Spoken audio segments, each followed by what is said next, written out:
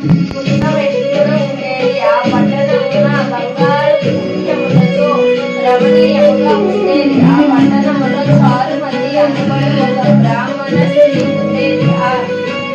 ఆమె పేరు గౌరవాలను ధరించిన వాదములకు నమస్కరించి